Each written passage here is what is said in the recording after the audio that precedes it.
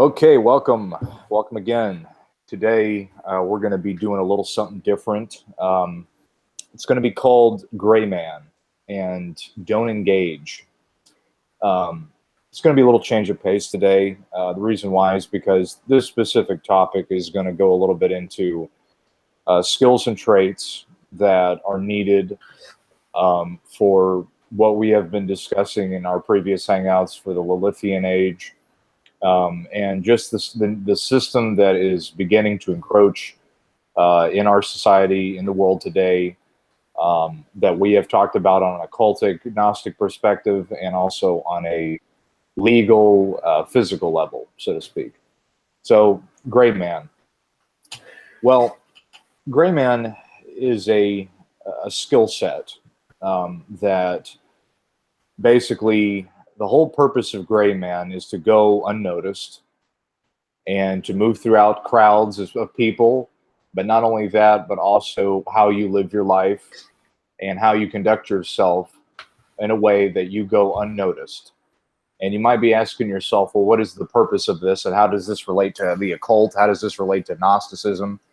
Well, it relates because the system that's coming into play is that of a 1984 Brave New World Femi Sapien, which was the indication mentioned by a gentleman by the name of Paul Affley, which is that of the Lilithian age that we've been talking about.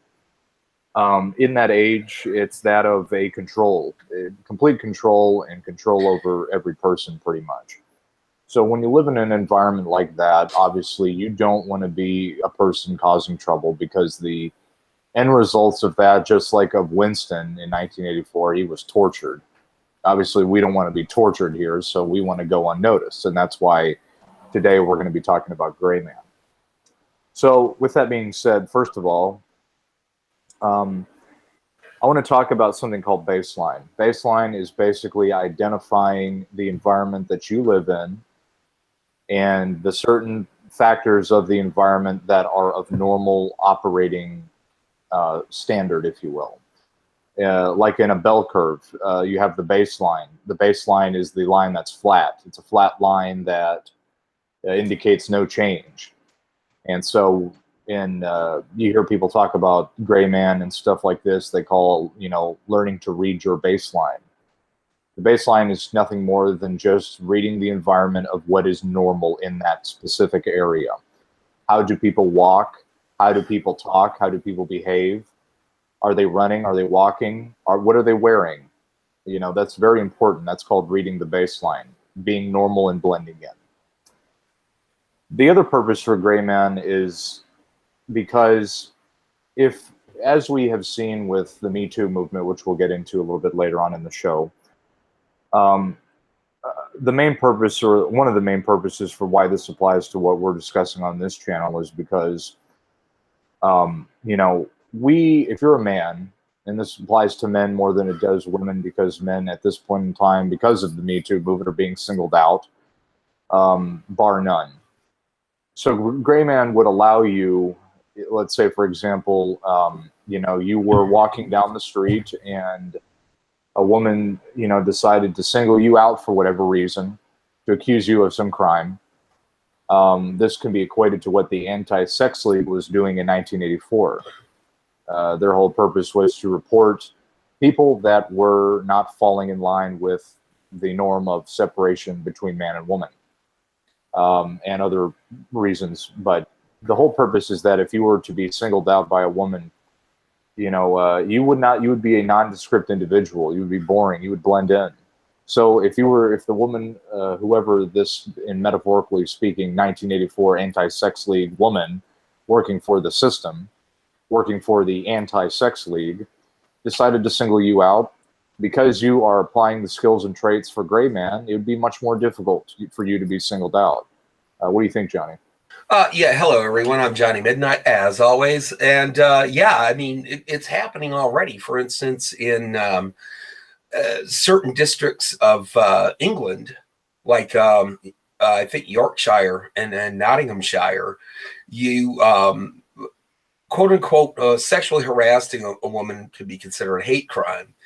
And they're trying to pass that bill in London as well. And hopefully well, unhopefully, but hopefully for them, the legislators, they want to make that a nationwide federal law. Already under Macron in France, the concept of catcalling is going to, incur a possible fine or jail time if a woman is quote unquote catcalled. They are still working on defining what exactly a catcall is, and this is legislation that is being written under an MP named Marlena Schiappa, and they want to, much like the AntiSex League, create a special task force. This is to patrol this, to police this behavior. So they're going to be very much like meter readers, not real police officers, but it might even be a volunteer basis,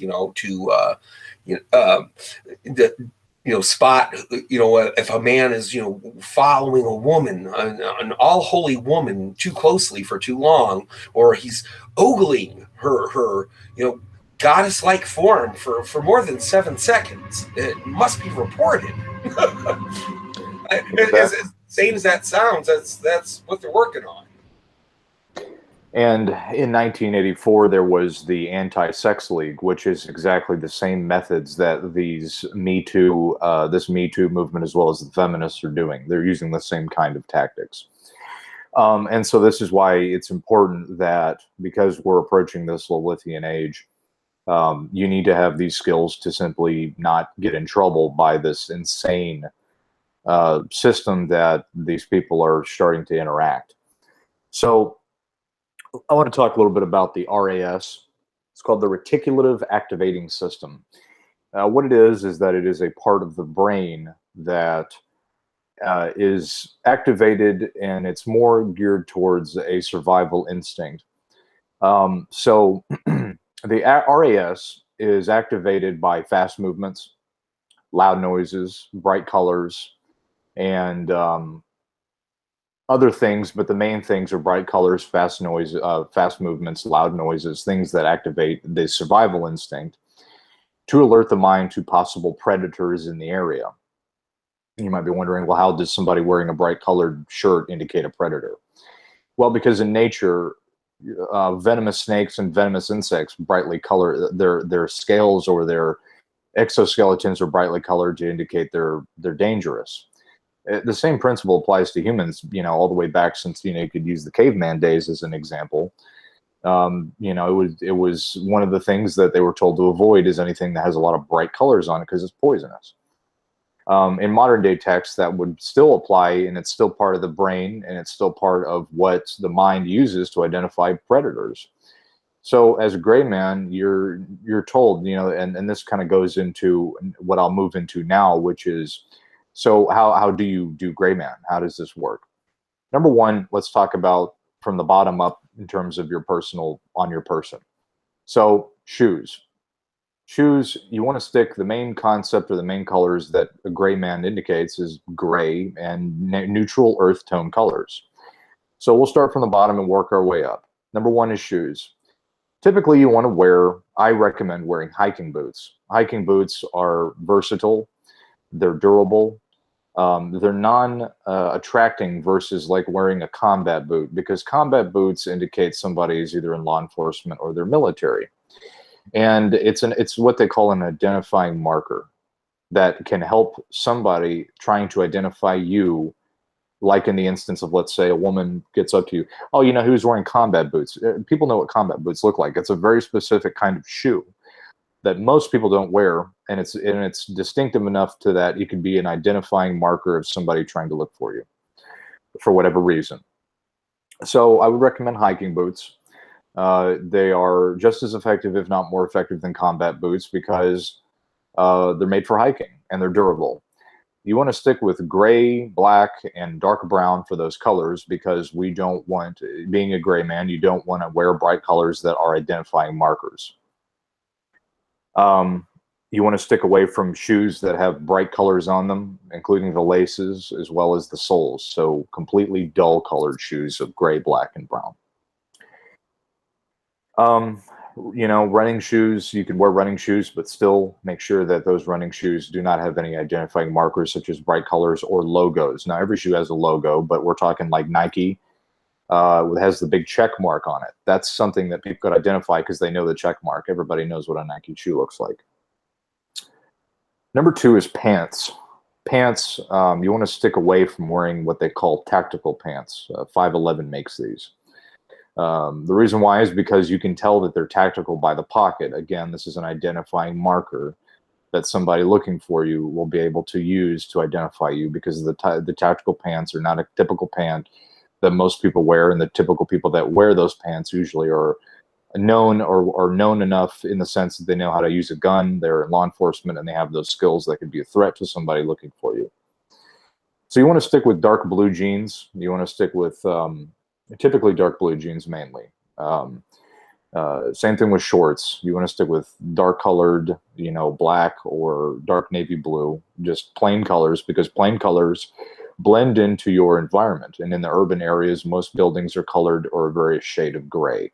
So when you're moving through the city, if you do move through the city, depending on where you live, you want to stick with colors like that are neutral to blend in and that are boring. You want to be boring. That's the whole objective, not to activate the RAS and to be boring so that you're not identifiable. So that goes for pants, dark blue jeans, and any other color that you wear or any other variant of pant, whether it's shorts, jeans, slacks. You want to stick with black, gray, or dark brown. Shirts. Same thing goes for shirts. Now, shirts, if you have tattoos, you want to wear long sleeve shirts, because tattoos are an identifying marker. They're unique to you, and they're unique to how they look, so that anybody can say, okay, a person had a tattoo of flames going down their arm. That's an easy identifying marker that somebody could find you. So those are things to take into consideration. If you do have tattoos, wear long sleeve shirts or long sleeve jacket or something to cover them up. Again, sticking with gray, black, and dark brown colors. You can also wear a variant called Coyote Tan, but typically that specific color variant is worn with tactical clothes. So that is another thing you have to take into consideration, because of the fact that you can identify a tactical shirt if you know what you're looking for. So Johnny, you know a lot about hunting. I wanted to bring this up. When you go hunting, what do you typically wear when you go hunting in your area? Well, okay. In my area, there are a lot of outdoorsmen and hunters, and I go duck hunting mostly. So I actually have to wear certain types of water-resistant clothing. We go really, really early in the morning, and I'm not the only one. I do hunt with a group of people, and just early Saturday morning, I went on a coyote kill. Because we want to thin out the coyote population, because they will attack calves in our area that will grow up one day and produce milk. And that really cuts into our farmers' economy. So yesterday, all I did was I wore my plaid overcoat, and I also wore jeans, just plain blue jeans, and like you said, hiking boots. And I wore a nondescript dark navy blue cap over my head, because it was kind of cold. So I dressed warm for the weather, but at the same time, it was nothing flashy. And for instance, like my shoes that you were talking about, if you wear gym shoes, tennis shoes, sneakers, whatever you call them in your area, I wear Skechers. Really good for your feet. Totally boring. They're almost like old man tennis shoes, old lady tennis shoes if you're female. It's steal them. They're not the new Air Jordans. You know what I mean? They don't like trigger a light whenever you step down, so people can see exactly where you're running. They don't do any. There's nothing flashy about them. Most of my clothing has no type of writing or logo on it. But we were talking about the baseline, though. I live in a very rural town. I could get away with wearing a camouflage jacket, but if you lived in, say, St. Louis, you couldn't do that so well. You know, if you lived in a highly urban area, they'd be like, who the hell's G.I. Joe over there? You know what I Yeah, mean? exactly. Yeah. Yeah, if you're living in New York City, wearing camouflage is not something you see every day, you know, so that's called blending into your baseline. In one part of the area, if you live in the country, people that if you see people, you know, and you have to go out into the public and see what people wear in order to determine that. You can't just assume because it's the country people wear camouflage. It's not always the case, because people that go hunting in Arizona will do it in blue jeans and a shirt. They don't have to wear camouflage because of the environment. It's the baseline. So if you're in the country and you see people wearing camouflage jackets, then yeah, if you wanted to wear one and it looks normal to that area in the baseline, then yeah, that would look normal if people are doing that. If you live in the city, then no, it wouldn't be normal. So that's all part of learning about your baseline, and it does take some practice, because sometimes you'll see people wearing it at certain points of the time, like hunting season where I'm at. You see people wear camouflage all the time. Camouflage still is an identifying marker, because generally the most particular part of the population don't wear it unless they are hunting. So it's not like when hunting season comes into play, absolutely every single person in the county wears camouflage. No, it's only the hunters that do. So that's why typically you stick with dark gray colors when you're out in public, because it blends in as a civilian as well as somebody that would not be a hunter or would be a hunter. Another thing that to take into factor of this is the colors that you wear and when you wear them. During the nighttime, you want to stick with gray and black, because gray, when you go through when you look at nighttime, it's not just pitch black like the color black of your clothes. So there's different shades of gray. I was going over this with Johnny, that there's actually certain people in the military that have developed a specific kind of gray called storm gray, and it blends into concrete and artificial lighting and low lighting conditions. The reason why they don't wear special forces, we're not talking civilian, we're talking people that are in the military. They have a whole nother set of issues to worry about. You know, it's life and death for them. You're just a civilian. It's no problem to wear black during the night. But they do that because it silhouettes people that wear all black silhouettes against concrete, so it can give away your shape. Now, as a civilian, you don't have to worry about that, because you're not in an environment that you would be a life-threatening situation where your camouflage would be what gives you away in terms of whether or not you die or live. That's not a concerning factor here. This is civilian. But at night, you want to stick with black and gray. Now, during the daytime, wearing black, if you really want to be specific about it, wearing black during the daytime is a huge contrast between light and dark, so it's another marker. That's why wearing gray during the daytime is a more effective camouflage urbanly than it is black. So if you really want to get specific with it, only wear gray during the daytime, and during the nighttime you can wear gray or black. So jackets go through the same thing. You still want to stick with your colors, your earth tone colors, gray, black, and variants of earth tone colors, mainly black and gray. Again, you don't want jacket that has a giant logo on it that has like the Nike emblem on the back, because that's an identifying factor. You want to stick with boring, plain clothes in the sense that they don't have anything that could be identified logo-wise. Also, another good key factor of this is if you have clothes that are reversible. That's a great tool to have. If you have a jacket that can be reversible to a gray or a black, because if you are moving through an area and you want to switch your clothes, you can turn into a completely different person by simply switching the clothes to make it reversible. Now that takes a lot of practice, because if you do it out into a freaking parking lot full of people, they're going to notice that you're changing your clothes. So things to take into consideration. So hats are the same thing. You want to wear just nondescript, non-logo, you don't want to wear an NRA hat that gives away that you're partly affiliated with something that people can track back to you. So you want to stick with the plain, I have the flex fit hats that are just logoless, just a solid color hat, dark navy blue and black. Don't wear Thor Steiner clothing either. What's that? Don't wear Thor Steiner clothing either. That's like Nazi hip hop gear. Yeah, you don't want to look like a skinhead. So that covers clothes. Basically, the whole objective is not to activate the RAS. Don't wear bright colors, don't wear logos, and don't wear anything that can identify or have any identifying markers on you. Well, to add on to that real quick too, and I got a really short anecdote, is also your behavior can activate the RAS. As a lot of you followers know I have a pretty distinct laugh. And the other night I went into a tavern, and it was just a bunch of guys like me, you know, all dressed the same. And we're having a couple of shots and everything like that. Somebody told a joke, and I started laughing. And I have a pretty loud laugh. And like the whole bar practically stopped and looked at me. That they remembered that. They took note of that. And I screwed up by you know, behaving that way.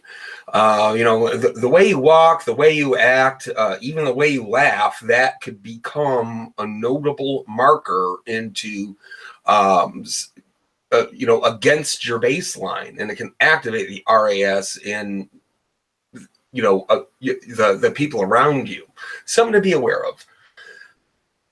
Absolutely, and that's a very good point, because let's say, for example, you were in, you know, you were at a bar or something, and there was somebody looking for you because they wanted to ask you questions, or they're just trying to find you. They heard that laugh and they know how you laugh. They're going to know, okay, here he is. He's in the room. I don't see him, but I know what that laugh sounds like. Right. It's an identifying marker. So that leads into that. So after we've covered clothes, you know, like I said, you want to stick with those clothes and the neutral colors, no logos, nothing to activate the RAS. The next part of it is your body language. Now, the body language is another thing that can give you away. If you walk like a thug into a lawyer's office, you're going to be noted. If you walk like a thug going down the street, you're going to be noted. You're going to, somebody that knows how to read that, and even people that don't know how to read it, subconsciously, they know that the person looks like trouble. Because they dress like a thug, they know that the person's probably a thug. It's just common profiling that people do, whether they do it or knowing, whether they know that they're doing it or not. It's just survival instinct. So your body language and your body behavior are things that you have to learn how to work on, which take a lot of practice, because most people don't really pay attention to what they do with their bodies. They just do it automatically as a habit. You know, another example of this is if you're walking into a job interview and you're slacking in your body positioning, and you're slouching, you're not standing up straight, you're not exhibiting at least a sense of common decency and confidence to a degree, then that can be noted. You see this a lot with politicians that speak. They speak with their hands, they speak with their body to convey their message, and subconsciously and subliminally, people are affected by that. So body language is something that, you know, I recommend reading a book called Body Language, The Art of, I think it's called The Art of Lie Spotting or something like that. There's tons and tons of books on body language that you can read that show how certain body languages will give away whether or not you're telling the truth or lying. One of those is your eyes. Your eyes give away a lot. There's something called eye axis cueing. Eye axis cueing is basically if a person is looking up to the right or to the left, it indicates what they're thinking about. Like if somebody, and I don't know the specifics, but let's say, for example, somebody looks up to the right, then they're thinking, or they're trying to recall a memory. If somebody looks down, then they're trying to forget about something. And now this takes a lot of practice and a lot of study to be able to, read it properly. But this is also one of those factors that, you know, people in law enforcement and military and all the other various agencies use to just to figure out somebody if they're telling the truth. They look into your eyes. That's why you see a lot of people wear sunglasses, and a gray man wears sunglasses because it hides, you know, your ability to see what your eyes are moving. So if you're trying to look through an area and you don't want people to see your eyes moving in that direction, then you wear sunglasses. So, you know, this is another skill to add on to learning how to be a gray man is body language, learning how your body language can be manipulated to get people to feel a certain way about how you're conveying a message, and also learning how to manipulate that so that people believe you, or in whatever case it is you're trying to convey your message. And also learning how to tell when people are lying to you based upon their vocal tones, which is another thing, your voice. People that in the military, they usually speak with like how I'm speaking now, with a very minute neutral tone voice, and that's done for a reason. It's done because certain inflections in the voice patterns give away how you're thinking, how you feel, and all these other various things. So, you know, that's just another skill that takes a lot of practice after you've, you know, master the art of learning how to do the gray man clothes. Then you want to add into the skill of learning how to read body language and eye axis cueing and all that stuff. You can go into that. Right. And if you notice how Element is speaking right now, it's not robotic or Vulcan-like. You know, he doesn't sound autistic. He doesn't sound like he's schizoid. He's just very, to the point, forthright, with a mild sense of authority, but at the same time, he's not trying to stick out like a sore thumb. And, one of the ways that I communicate at work to get people off my back, that's one of my gray man goals is to get people, off my back, for better or worse, is to what I just call neutral cordial. I'm professional, I'm friendly, but I don't want to be your friend. I keep up a professional wall when I speak. Yeah, and also another thing that you can do is learn about a concept called verbal judo. Police use this, the military use this a lot. Verbal judo is basically using and learning how to manipulate language and sentences in a way that it gets people to be diffused from being violent. And learning how to deal with people. Very good skill for business and at your work, learning how to get a job interview or promotion. Example of this, I'm just going to give one example. You have to go into it because it's pretty in-depth. But let's say, for example, a police officer pulls somebody over and the person is acting upset because they got pulled over. The cop would go, I understand that you're upset, but the but part is the interjection of which the person that is listening to the officer speak, like an example of this would be, let's say, for example, somebody's really upset, you pulled them over and you're about to give them a ticket, but you don't know they're about to give them a ticket. You want to diffuse the situation so that it doesn't get out of hand for either A, you can get backup on the way, or two, you can diffuse a possible event from getting out of hand that would put your life in danger. So if somebody gets pulled over and you say, okay, I understand that you're upset, but let me see what I can do for you. The but part is the part where they have to listen before they speak, if they are. All right. And if you convey it in such a way, they will listen. You're not going to tell them that you're going to give them a ticket, but the point is you will be able to say something like, well, let me see what I can do for you. The let me see what I can do for you is the reassurance of knowing that the person might have a chance to not get a ticket. Right. The possibility of an offer. Exactly. That's exactly the purpose. And even though you're going to give them a ticket anyway, you diffuse that situation. So let's say you could get backup on the way in case it got out of hand, knowing that you're reading the person's body language, knowing it could. So it's all about diffusing. That's called verbal judo. I really suggest you look into it because, how would this apply in the Lilithian age? Let's say, for example, a anti-sex league feminist crazy person starts to single you out. If you know how to use verbal judo and you know how to diffuse the situation and calm them down to maybe rethink their decision, that could benefit you from not going to jail. You could benefit them from saying, okay, well, I'm sorry, I understand. I didn't mean to look at you in that way, and I do apologize. I'll be on my way now. Learning how to speak to people is a just as important weapon of disguise as much as wearing what kind of clothes you wear. That's why people that are in the FBI interrogate, and they go through classes, and not just the FBI, but military, police, and all the other people that use interrogation tactics to get information, use those same principles to be able to find information to either escalate a situation or diffuse it. So especially in the Lilithian age, where what you say will get you in trouble, it's even more so that you need to watch what you say and how you say it. Right. And like you said, verbal judo is a great defense you could have against that type of environment, which we're inexorably going to meet, even eventually in America. And it's already happening in Europe. So, yes, it is.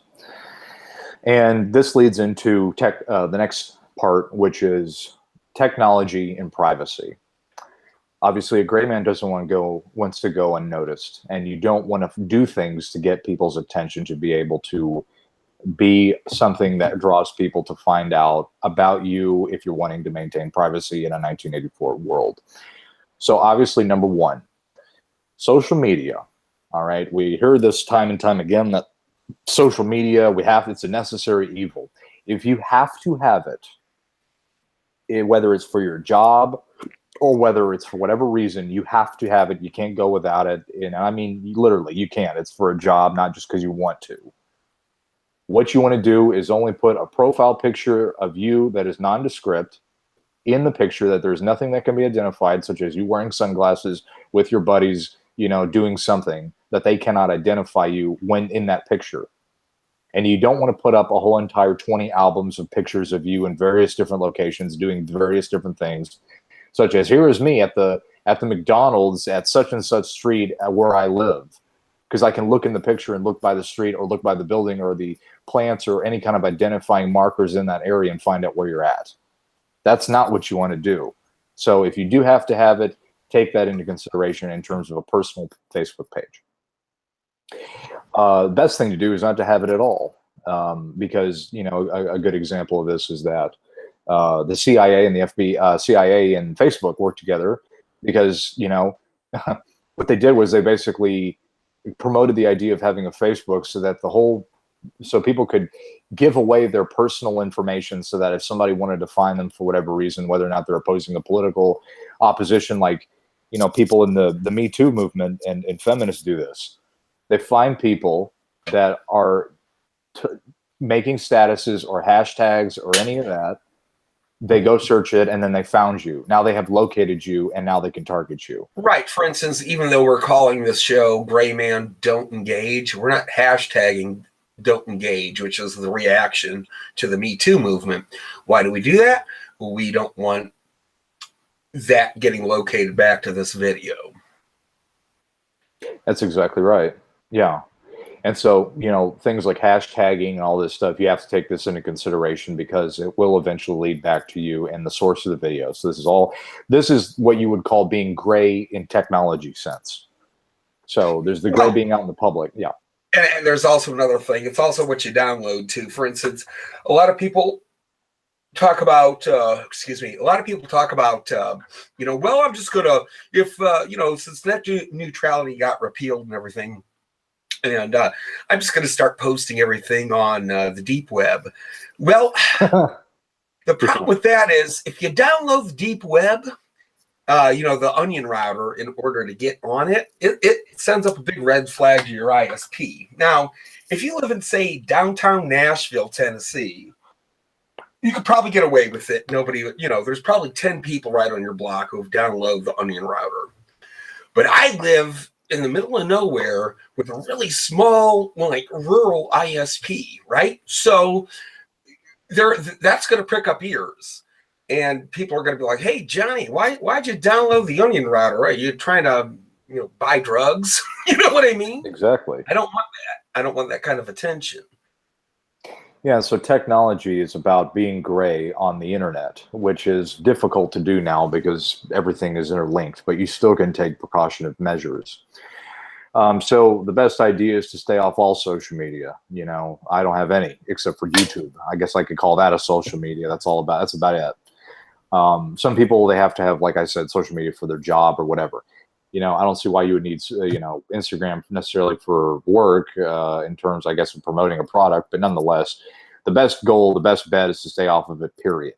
But if you must, do it in the same method that you use Gray Man when you upload pictures. Don't do anything that can locate your area that you live in. I remember when I was looking into prepping type of information, there was a gentleman that did an exercise to show how this worked. And he found out where the guy was located at as an exercise to show this is why. In the military, they call it OPSEC, or operational security, which is basically where, you take into factor what is secure about the information that you're putting out and things that could possibly, to the opposition, find out where you're located at, such as you're standing in front of a building that has an address on it showing where the building is at, knowing that's where you're at.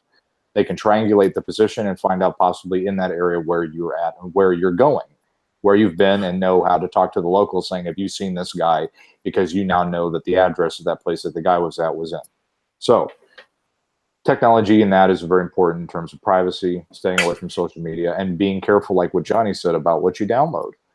That will all show up because, Google and all these other various people have databases that show what you've downloaded, what you searched, and all that. So you have to be careful about what you do and what you search. Let me see what else we have here. Really, that covers pretty much Gray Man for the average civilian. Now, you can get pretty specific with it. There's things called tradecraft, which is where it goes into, like, how do you hide a handcuff key in your waist pocket? That you can go that specific. That's a little bit more advanced. That's a little bit more serious move to take, but that is also part of Gray Man. In the military, it's called escape and evasion, or SEERS, survival, escape, and evasion, which is where they teach people that have been captured how to escape and evade. And they teach them things like, how do you put a handcuff key in your waistband to get the access to that. It even goes to the extent that they take tampons and put little maps and compasses inside them and insert them in areas like that, up their backside, to hide that, so that if somebody was searching them, they would be able to get that and still have the basic compass and map to be able to get out of there. That's a pretty serious move to take, but that's what they do in that situation. It'd be like, you pull that out, you get your compass, and it's like, so where are we? I don't know. Deep shit. Yeah. Yeah, really. But that is a example of what they would call tradecraft, or hiding certain things that, if you were captured, I guess like in an instance of this, you would do that, like Winston in 1984. He got captured. Now, that's a very, very serious move that most people are not going to be prepared to do, because that takes practice. You actually have to be taught that.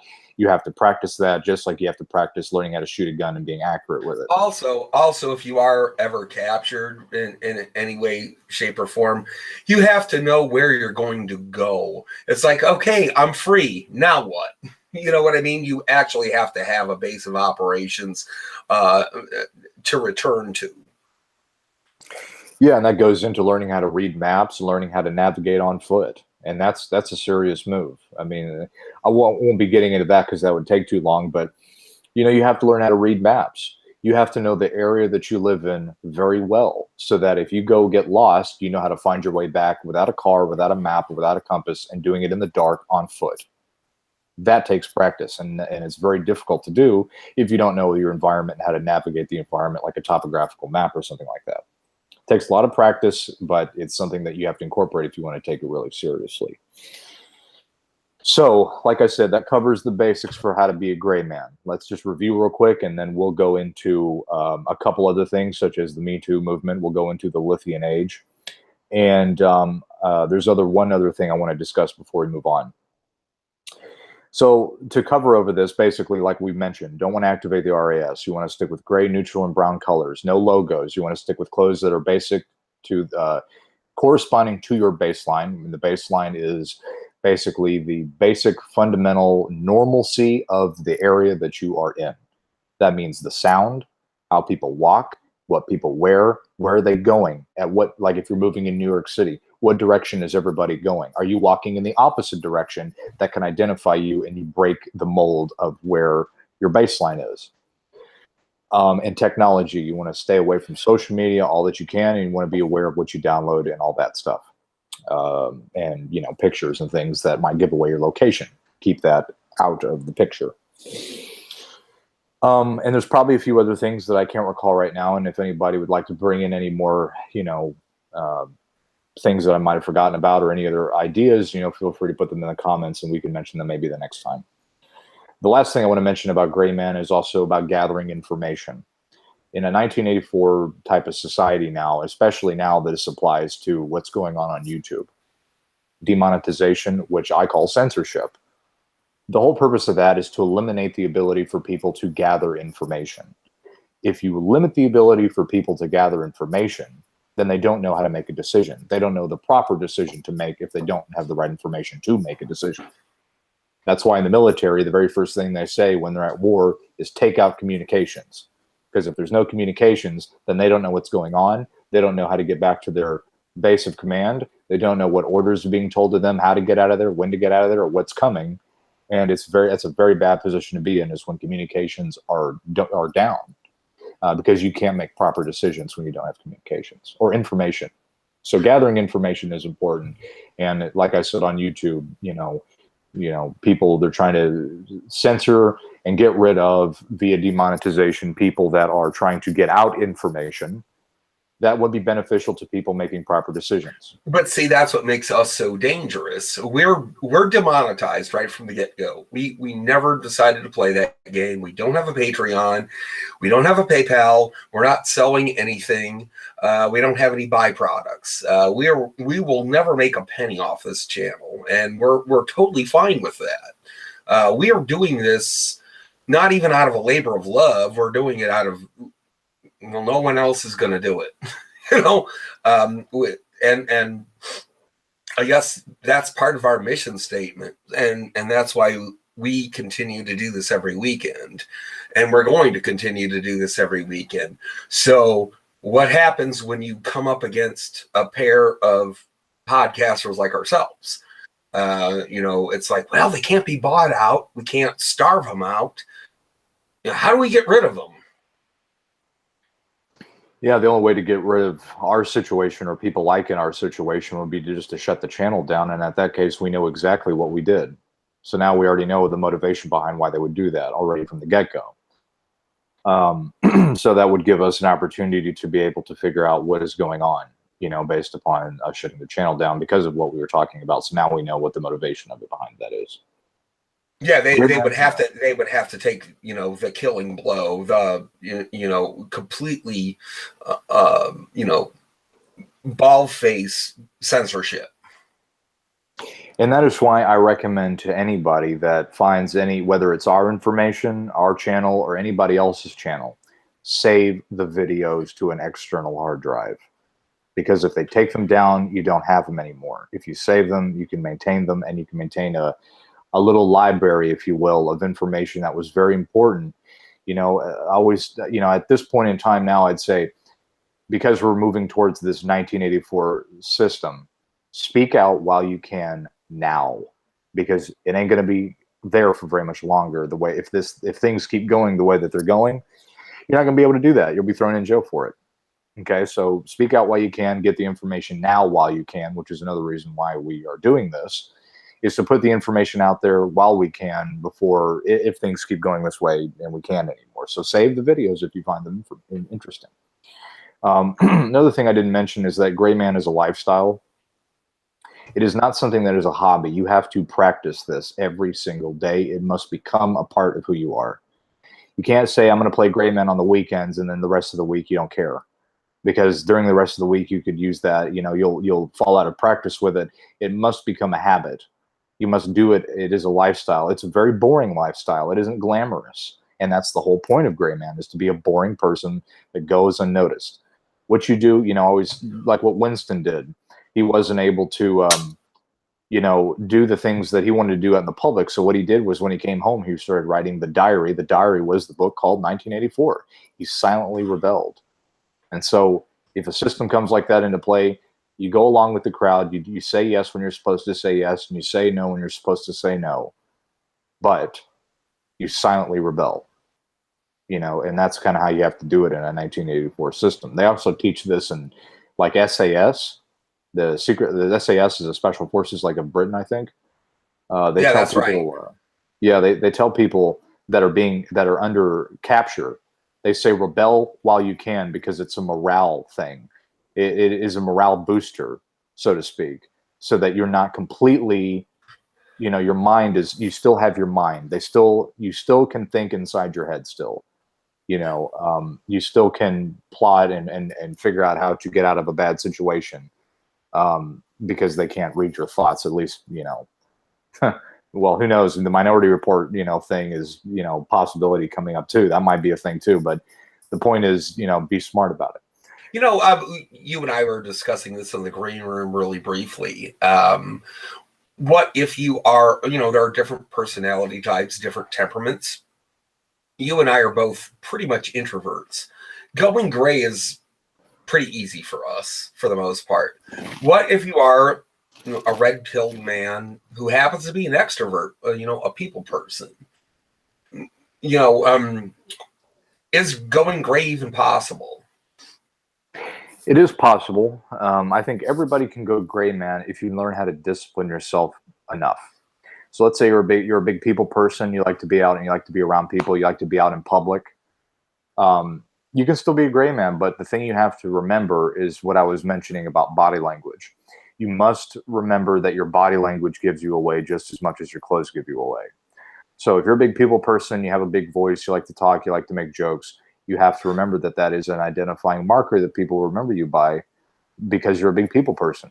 So if you're a people person and you do want to go gray man, then you're going to have to discipline yourself, and learn about the patterns and behaviors that you make, that you write.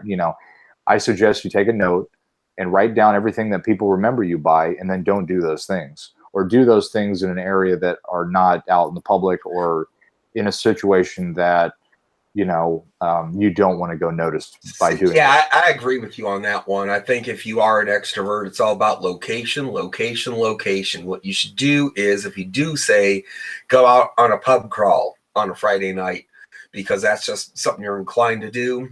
And you go out and you have a few pints, you have a few shots, and but you're still in control of yourself. And you do make a bit of a spectacle, nothing criminal or anything, but maybe a woman, you gain the attention of a woman or something, or a bunch of guys start laughing at your jokes or whatever. That's when you should settle up your tab and go to another bar and get the hell out of there, so they forget about you real quick.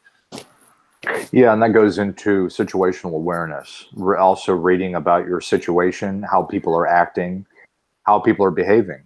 If there's some kind of fight about to break out, then obviously you're not going to be the guy sitting around watching it to happen, because then you'll get involved and you can be caught up into that. So if something's about to happen, please. Yeah. Leave. Don't be like the sheeple or the general public that when they're, they see a fight break out, everybody pulls out their stupid fucking phones and starts recording it.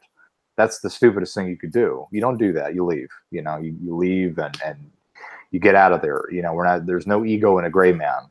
It's about being boring and bland so that you can move in, and that is a deadly skill, just like a ninja. Okay, let's see what else we have here. I think we've pretty much covered most of it, and let's see what time is it? 10:47. Okay, let me see if there's any other thing that I'd like to bring up, and then at the last part, Johnny, why don't we talk about the Me Too movement, the Femi-sapien type of police state, and kind of how this all ties into gray man? Yeah, absolutely, it's very important. Let's hit it. Yeah, let's do it. Where do you want to start off with that? Okay. First of all, there is something called the Me Too movement that I'm sure most of you listeners are aware of. It's a hashtag Me Too. It blew up all over Twitter. It was an extension of the Harvey Weinstein scandal, and it's just infected Hollywood and now even Washington, D.C. All these politicians and celebrities, are male ones especially, are being accused of sexual harassment by, scores per identity are being, are accusing these men. Well, eventually there was a reaction to it called hashtag Don't Engage. It basically was an extension of the MGTOW movement. Do not engage with the opposite sex, which I think is probably a wise thing to do right about now, because that Me Too movement is eventually going to filter down to common students at schools, not just colleges, but high schools, or people that have, workaday boring labor. They have to be aware, these men have to be aware that they too could become the target of an assault case. And right now the political climate is, if she said it, it happened. Yes, and that is the one of the main purposes of why gray man was introduced today, because basically think of these Me Too women as spies, like the Anti-Sex League. They're working as representatives for a system of control, and they will find it, and it's going to move throughout the work. It already has started with that, with what they call introducing this sexual assault thing in the workforce, where they make people sit through classes and say, okay, well, you don't look at a woman that way, you don't look at a woman that way, you don't do this, you don't do that. That's already started. That groundwork has already been laid The foundation has been laid for that already to come about. The laws of which they're moving that in have already been laid throughout the last 10 years. Now they're going to start pushing it through a communistic style of enforcement, if you will, through the laws. Yeah, like I was talking about earlier, where they're having these special task forces, or that's at least they're on the drawing board to out the a potential sexual harasser or a catcaller, or whatever you want to call them. And I'm sure they're going to paint that with a very broad brush. Jupiter wasn't aligned with Pluto, and he dared to speak to me. Comrade Commissar, he must have be arrested. And you got to watch out for that. You've got to watch out for that type of mentality. And like a hive mind, it's these women are going to like a type of mass hallucination, a mass hysteria.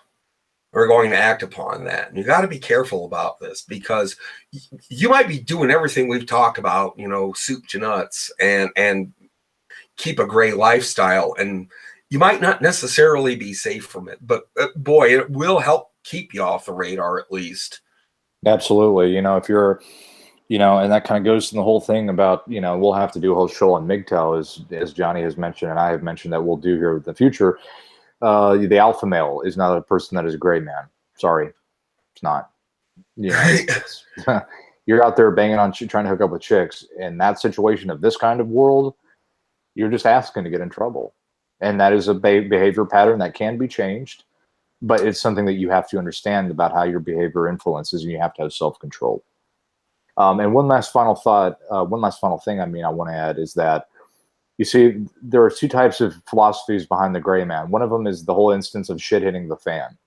People think, okay, I'm going to go become a gray man when shit hits the fan so I don't become a target and people don't take my stuff. But if you're not doing that before that happens, if shit hit the fan, just as an example, then you're not going to be good enough at it. You're not going to have practiced it enough at it. And you're not going to be effective, because people are going to know where you're at and who you are. We're doing gray man in this case because of the police state, because of the 1984 system, and mainly because of this Me Too thing. We want to go unnoticed, to not be targets for them. And that is the difference. Not for shit hits the fan, but for the system that's coming in for control. It's quite the opposite. You could go gray in a Mad Max society. Right now there's a flu epidemic going on. Perhaps it might get so bad that maybe your city becomes a Mad Max-like for a little while. And going gray in that is definitely a great skill to have. But what about the opposite? What if it becomes so civilized that you can't look to the left or the right without getting a ticket? That's what we're talking about. That's what we're most concerned about. And that's what we are supposing is most likely to happen in the future. And so that's why we decided to bring up gray man. And I hope that some of these, things have helped. And if you do want to do it, like I said, it is a lifestyle, and it takes practice, and it takes discipline. Have to remember. Yeah, it takes self-control and discipline. Exactly. So Johnny, what did you learn today? And we'll wrap it up. Okay, I learned a lot about RAS. Never really even heard of this term before until tonight. You had brought it up to me in the green room. And I was thinking about the anecdote I had shared earlier about my behavior in the tavern last night, and how that was an attention signal flare, I guess you would say. I had moved outside of my baseline, and I had attained that kind of attention, and it was unwanted. People enjoyed it, and I was lucky for that. But what if it angered somebody? What if it was something that they would remember and use against me? What if there was a Me Too agent in the bar? Well, yeah, exactly. That man over there is being too man. We have to stop that. Yeah. He's man laughing. And man laughing, hashtag man laughing, is just like man spreading.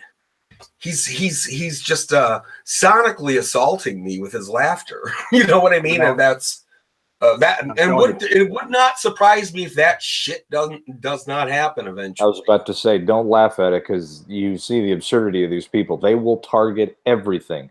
The whole Me Too, the whole feminism thing, they are looking for identifying markers. That is their whole goal. That is the enemy's modus of operandi. What are you doing that I can use against you? And that is exactly why you go gray man, is to avoid that tool that they're using. Yeah, so remember RAS. That's very important. Something I learned tonight. Very, very valuable. And I'll put a link in the description of an article talking about the RAS so people can look more into that. Great. I learned today, what I learned today, I already kind of knew most of this stuff, but I'm always learning. I think one of the things that I learned is that you have to, how it applies mainly with the world that we live in, and this whole Me Too thing, it just comes to show me that even more so for me specifically, I need to be on top of things that are going around in the world, also in my area, to avoid any kind of problems.